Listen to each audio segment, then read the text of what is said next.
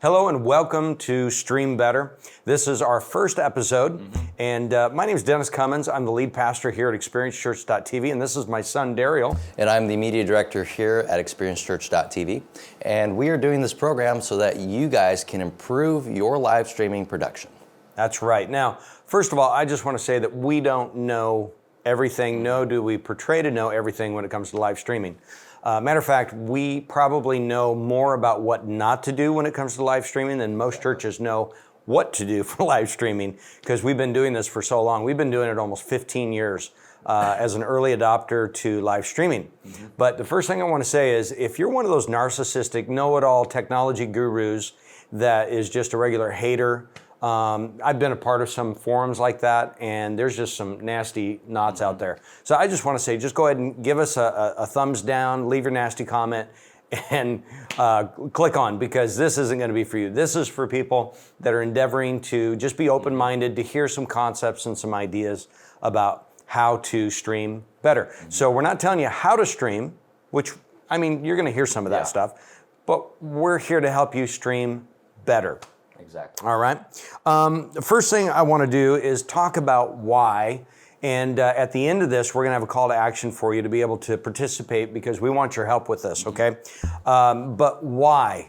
We got to talk about why are you live streaming? Yeah, are you live streaming to just reach your congregation that are sick, or maybe they're on vacation?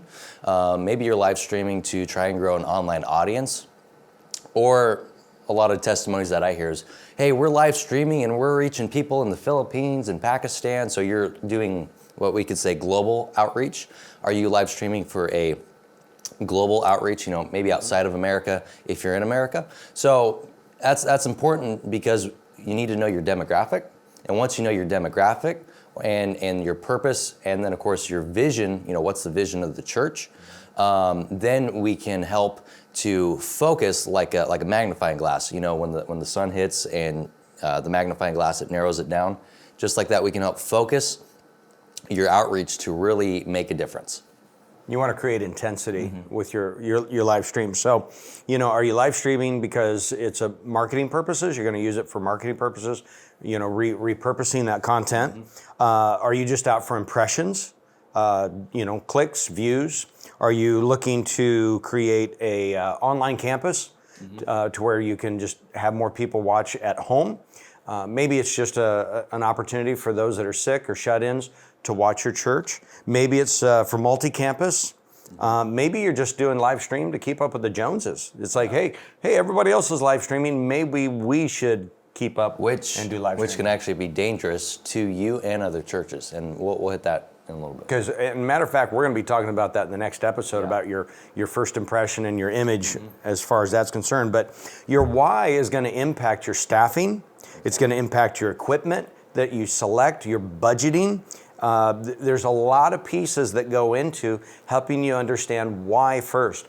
And your peace of mind too.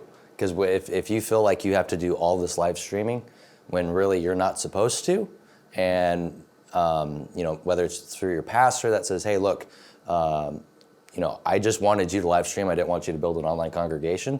That can help you and your health. Because I know for me, as media director and live streaming, if there's things that we don't need to live stream, we don't do it, because that's less, if we can say, wear and tear on the equipment, on the people, and on just plain resources. Because live streaming is a demand on your volunteers. Yeah. And it's a huge demand. Even if you have PTZ cameras and what have you, you still have to have a lot of staffing. So my first question is this, because I'm the lead pastor, senior pastor. He's my media director. And so my question is, who has the why? Who defines that? Who carries the vision for live streaming? That needs to be defined depending on the type of church you're in, the type of organization, the government, how that's set up. Is it board driven? Is it senior pastor driven? Is it been delegated to the individual that's overseeing the creative arts department? You got to figure out who that is, because too many times I've seen the media director having to carry the vision. Exactly. Or the worship pastor or something like that. And they haven't been delegated the vision, so they're just trying to figure it out. And so there needs to be clarity. And so if you're a technical director, a media director, or creative arts guy, then or gal, you need to go to your lead and you need to find out what the vision is. Yeah. Why are we doing this? Why are we investing in equipment? In other words, I mean, this stuff's expensive. Yeah.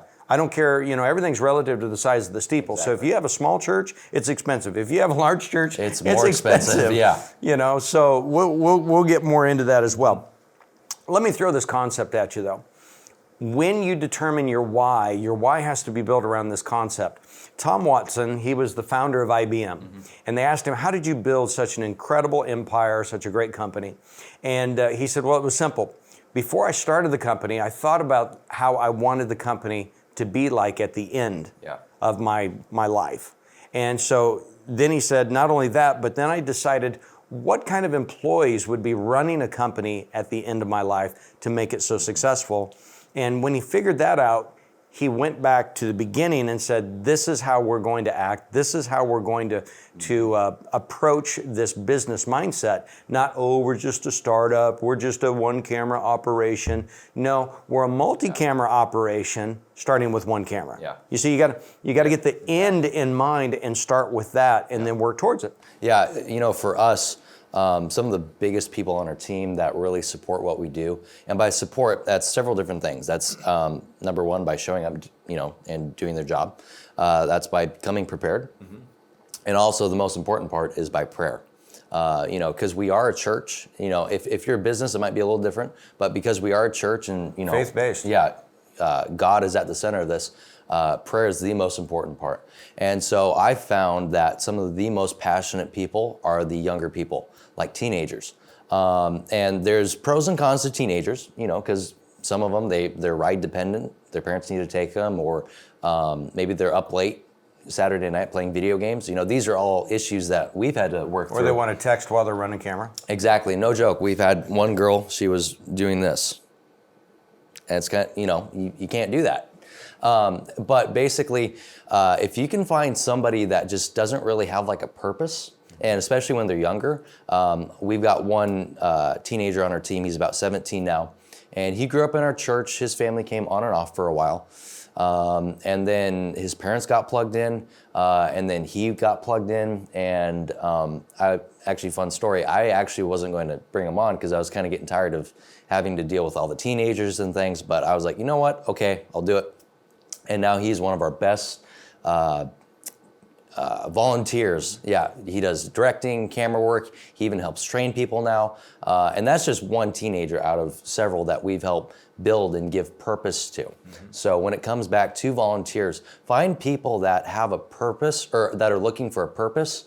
And they may not be passionate about it right away, but if you can help show them the vision and the impact of what you're doing, and help show them their purpose in it, that will really help you and the vision of the church to grow.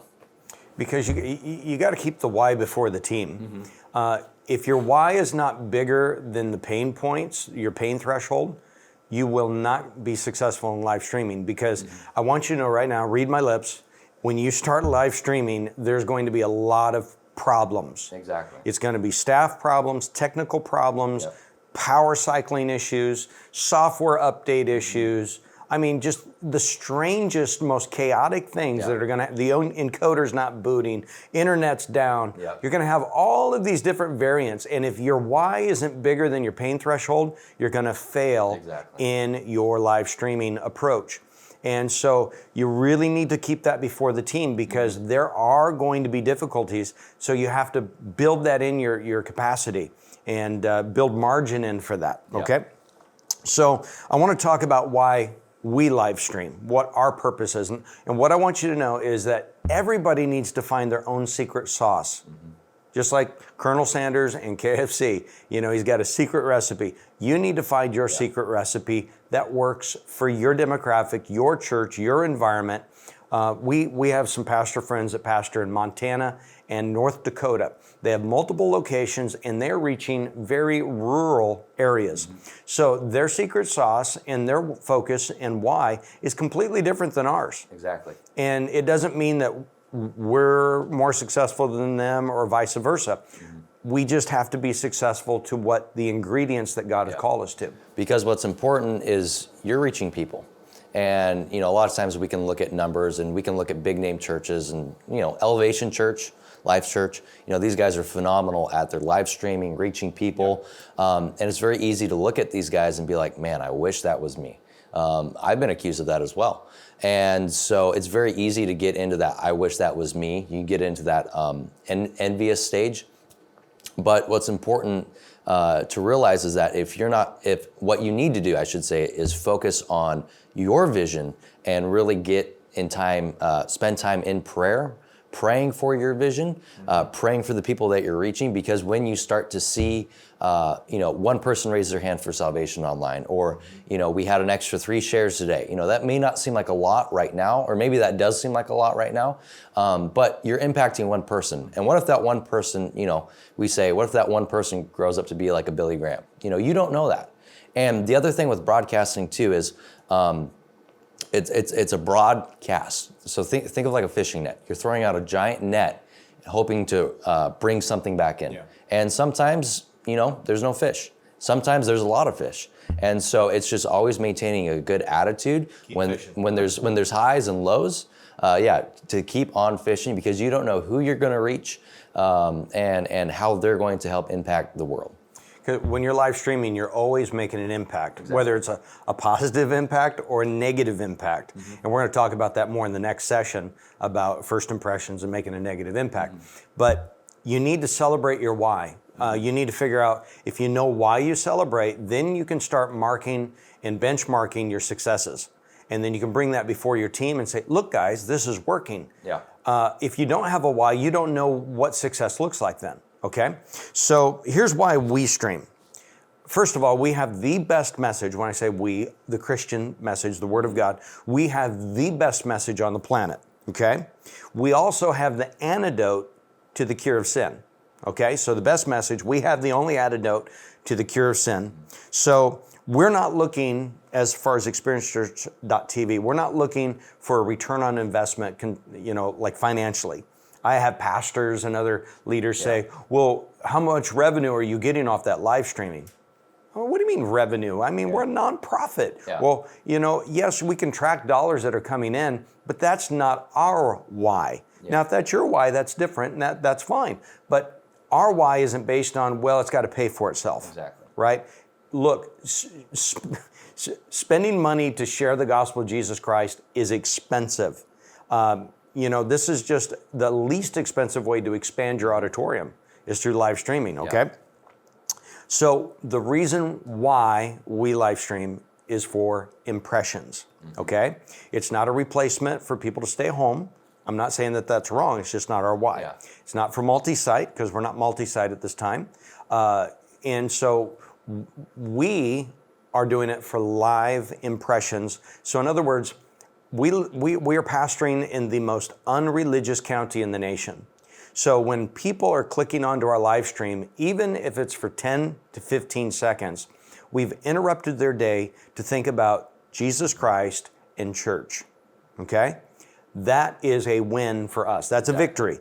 When we get people to click on, and let me tell you something, more people are watching than you'll ever know. Exactly. The stats do not give you the full understanding of how many people are really being touched by your live stream, okay? So our goal is we want to connect with people when they're sitting at home, sitting on their chair, their lounge chair, watching TV, and all of a sudden we've been able to interrupt their mind and their thinking pattern to say, whoa, church, Jesus, Christ. Yeah. That's a win for us. Now, to interrupt them, think of it like this. You're putting like a spoonful of something in someone's mouth. Now, do you want that to be full of vinegar or honey?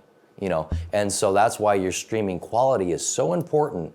And there's lots of things that go into that: lighting, audio, and we're going to talk about that in our next episode. But your streaming quality is so vital to helping give an impression to somebody. Because think of it like this: what if they're an atheist or an agnostic and they hate God, right? Now, imagine if they see a church live streaming to Facebook off their phone, or they see a church that has a proper live streaming setup. Now, the reason why I said that is because I want you to think, would that person who hates God, do you think they would sit there and watch, the phone? Or do you think they would be more interested sitting there and watching something that looks properly produced? And let us know what you think. Yeah. I want to know Yeah. what you think, because there's a lot of churches that are doing both. Yeah. And matter of fact, the question that we're going to be talking about next segment as well, as far as first impression, how important is 4K in live streaming Exactly. as far as quality is concerned, things like that. So Yeah. I hope in this episode we've helped you understand a little bit more about why you need to know your why, okay? Why are you doing what you're doing? You need to figure out your pain point, your pain threshold, because if your vision or your why isn't bigger than your pain threshold, you're going to fail Exactly. in what you're doing. Yeah. And if you know why you're doing it, then you know what your success rate is in being able to track your wins in doing this, okay? But don't forget, like, subscribe, comment, share with us. Yeah. And I tell you what, it's really important for us because we've been doing this I've been doing this for 15 years, working with people, live streaming, doing live streaming. We've literally helped hundreds of churches, hundreds. That's not a fictitious number. We host a technology conference right here, and we've helped churches all around the world to do this. And so we don't know it all. We are constantly learning. There's always new techniques and new ideas, and we are open to those. Just don't be a hater. Just don't be this narcissistic know-it-all, because we're not into that. We believe in the humility of Christ, and if there's wisdom out there, we want to share it around, because we've got a great message to do. Yeah. So next episode, remember, we're going to talk about first impressions, and we're going to talk about how important those first impressions are. So thanks for being with us today on Stream Better.